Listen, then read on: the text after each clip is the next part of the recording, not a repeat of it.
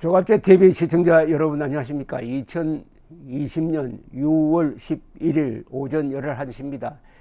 어제 통일부가 대북 전단을 처벌 대상으로 삼겠다고 발표를 했어요. 그리고 고발을 하겠다고 했습니다. 대북 전단 보내는 사람을. 그리고 법을 새로 해석을 해가지고 이 대북 전단도 남북 교류협력법의 절차를 받아야 할 물품으로 해석을 변경을 했습니다. 그러니까 김여정이가 욕설을 하고 나오니까 허겁지겁 김여정, 김정은 남매 세계 최악의 독재자 비위를 맞추려고 자국민을 잡아 넣겠다는 방침을 밝혔습니다. 그럼 여기에 대해서 언론의 반응이 어떻냐를 소개해 드리겠습니다. 언론은 그 기준이 정권하고 다르죠. 정권은 권력 유지가 목표고 언론은 사실을 보도하고 공정한 논쟁을 유도하는 겁니다. 민주국가에서 공론의 장을 제공하는 게 언론입니다. 그런데 놀랍게도 이 한겨레 신문은 제목이 이렇습니다. 사설 제목이 상황 악화 막기 위한 대북 전단 처벌 불가피하다. 요약하면은 김여정을 위해서 국민을 잡아 넣어도 괜찮다. 이런 취지입니다. 이 사설의 마지막에 이런 내용이 있습니다. 이날 조처를 두고 미승인 반출 유권 해석 변경의 적절성, 표현의 자유 침해에 대한 논란이 나올 수 있다. 하지만 대북 전단은 북한 인권에 도움이 되지 않고 내용에도 문제가 많다는 지적을 받아왔다. 아니, 대북 전단이 왜 북한 인권에 도움이 되지 않습니다. 북한 인권 중에서 제일 중요한 것이 알 권리입니다. 우리 국민인 북한 주민이 알 권리를 봉쇄당하고 있으므로 같은 국민이 도와주는 것이 북한 인권에 도움이 되지 않는다는 이 한겨레 신문 맞습니까, 이게? 그리고 그렇게 생각한다라고 당당하게 이야기하든지 북한 인권에 도움이 되지 않고 내용에도 문제가 많다는 지적을 받아왔다. 교묘하게 빠져나갑니다. 사설은 이렇게 쓰면 안 됩니다. 사설은 그 신문이 나는 이렇게 생각한다. 단정적으로 나와야지 양비론으로 나옵니다. 내용에도 문제가 많다는 지적을 받아왔다. 누구로부터 지적을 받아왔습니까? 김여정으로부터 지적을 받아온 거 아닙니까? 그게 한겨레 신문 사설의 기준이 될 수가 있습니까? 남북관계가 엄중해진 상황에서 정부는 남북관계 상황을 안정적으로 관리하고 긴장 고조 때마다 피해를 주는 접경지역 주민들의 안전을 고려해야 할 책무가 있다. 남쪽 정부의 고심 앞에 북한도 험악한 대남 비난을 멈추고 상황을 악화시킬 추가 행동을 자제해야 한다. 남과 북 다 잘못한 것처럼, 다 자제해야 되는 것처럼 가해자와 피해자를 혼동하는 이런 식의 사설은 안 쓰는 것보다 못합니다. 차라리 한겨레가 가만히 있었으면은 60점이 아니라 한 50점은 받을 텐데, 역시 이념을 사실보다 앞세웁니다. 이념을 사실보다 앞세우는 순간 언론이 아닙니다. 물론 좌파는 이념을 사실보다 앞세우죠. 그러나 우파가 거기에 따라가면 안 된다 하는 정도의. 그런데 다행히 조중동 새 언론사는 아주 확실한 입장을 취했습니다. 이 조선일보 사설은 세계 최악 독재자 남매 위에 우리 국민 고발한 정부, 그리고 중앙일보는 대북 전단 이유로 탈북민 비하는 안 된다. 동아일보는 북위협 탈북민 탓 돌리고 시키는 대로 하니 더 엇나가는 것, 이렇게 단정적으로 못을 박았습니다. 사설은 이렇게 써야 됩니다. 조중동과 한겨레의 차이는 좌파와 우파의 차이라기보다는 진실과 진실 편에 서느냐, 거짓 편에 서느냐, 그리고 언론의 정도를 걷느냐, 언론을 선동기관으로 이용하느냐의 차이라고 생각합니다. 요 조중동 중에서 순위를 매기려면은 역시 조선일보 사설이 확실하게 잘 썼습니다. 조선일보 사설은 이 문제의 본질이 뭐냐?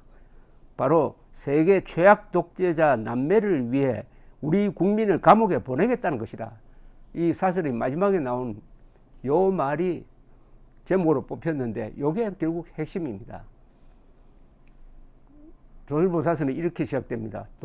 통일부가 10일 대북 전단을 보내던 단체 두 곳을 남북교류협력법 위반 혐의로 고발하겠다고 밝혔다. 이 단체들에 대한 정부의 법인 설립 허가도 취소하기로 했다. 풍선에 매달아 북으로 날린 전단이 승인받지 않은 대북 반출 물품이라는 것이다. 그러나 이 법에서 반출은 매매, 교환, 임대차, 증여, 사용 등을 목적으로 하는 남북한 물품 이동으로 규정되어 있다. 주로 남북 교역에 적용되었다. 대북 전단을 반출 물품이라고 고발한다니 코미디 아닌가? 과거 노무현 정부는 고압가스안전관리법을 이용해 대북 전단 날리기를 막으려 했다. 전단 풍선이 수소를 섞기 때문이라고 했다. 그 억지가 재현되고 있다. 대북 전단에 적힌 내용은 대부분 사실이다. 눈과 귀가 막힌 북한 주민에게 사실을 알리려는 행위는 권장의 대상이지 고발의 대상이 될 수는 없다. 우리 헌법은 언론의 자유, 표현의 자유를 보장하고 있다. 이 자유가 없으면 민주국가가 아니다. 역대 한국 정부는 예외 없이 민간 차원의 김씨 일가 비판까지 막는 건 표현의 자유라는 헌법적 가치와 충돌한다고 판단했다. 그래서 김대중 노무현 정부도 전단금지법을 만들거나 교류협력법 등으로 올가매지 못했다. 다만 일부 단체가 대북 전단을 공개 행사로 날리면서 접경지역 주민들과 마찰을 빚는 것은 문제다. 이는 비공개로 전환하면 얼마든지 해소될 수 있는 문제다. 과거 정부는 공개 행사는 경찰 직무집행법 등으로 일회적으로 막는 방법을 사용했다. 근본적으로는 대북 전단 때문에 우리 영토를 공격하겠다고 위협하는 북한이 문제이지 진실을 알리려는 탈북민들의 문제가 아니다. 정부는 김여정이 대북 전단 금지법이라도 만들라고 하자 4시간 만에 준비 중이라고 했다. 김여정이 남한은 적이라고 하자 하루 만에 엉뚱한 법을 끄집어내 우리 국민을 고발한다고 한다. 유죄가 되면 징역형에 처해질 수도 있다. 이날 여당 의원은 대북 전단 날리면 아예 징역형에 처한다는 법까지 발의했다. 세계 최악 독재자 남매를 위해 우리 국민을 감옥에 보내겠다는 것이다. 잘 썼습니다. 이 사설이 시사하듯이 이렇게 되면 아마 UN 인권기구 등 국제적 북한 인권단체에서 들고 일어날 겁니다. 그것이 어떤 힘을 발휘할지 한번 지켜볼 만합니다. 인권은 이 국경을 초월하는 겁니다. 인간 보편의 권리이기 때문이죠. 중앙일보도 비슷한 취지의 이야기를 했습니다. 북측의 도끼 어린 막말은 여기에서 그치지 않았다. 10일 노동신문에 소개된 군중집회에서 민족 반역자이며 인간 쓰레기인 탈북자들을 찢어 죽이자는 살벌한 구호까지 등장한다. 북측의 선동은 그렇다 치더라도 탈북자들을 향한 일부 여당 의원과 친북단체의 힐라는 귀를 의심케 한다. 대북전단 살포 제한법을 발의한 김홍일 의원은 탈북자 단체들의 대북전단 살포의 순수성을 의심해봐야 한다고 지적했다. 대북비라는 돈벌이 수단에 지나지 않는다는 주장도 나온다. 대북전단 살포 단체들의 구체적 비리 혐의가 나오지 않는 상황에서 이처럼 도덕성의 흠집을 내는 발언은 자제하는 게 마땅하다. 그뿐이 아니다. 문재인 대통령 측근인 윤건영 더불어민주당 의원은 지난 9일 전단 살포를 언급하며 그 나라가 싫어서 나온 사람들에 의해 벌어지고 있다고 하면 북한을 자극하는 문제임이 분명하다고 말했다. 이런 발언은 북한과의 관계 개선에만 안달이 난 여권 일각에서 탈북민을 어떻게 여기는지를 단적으로 보여준다. 탈북민들은 잔혹한 북한 정권의 박해와 인권 유린을 피해 도망쳐 나온 사실상 난민이다. 북한을 그 나라로 지칭한 것도 문제다.